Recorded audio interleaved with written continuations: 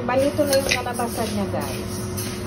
Ito na yung kalabasan niya, yung rice na gagawin po natin tea.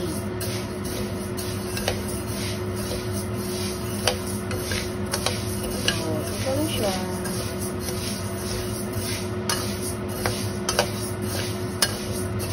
Pag meron tayong gastritis, meron tayong ulcer, mabisa po ito, nagagawin po natin ito. At isa-isang kutsarang bigas, ilagay po sa mainit na tubig. Kapukuluan po yun. At hindi kaya ilagay sa isang thermos na isang basong tubig na mainit. At isang kutsara nito. Pwede na itong inumin sa umaga o di kaya sa hanggang sa gabi. Para maibsan po yung sakit sa tiyan, sakit ng gastritis at saka ulcer.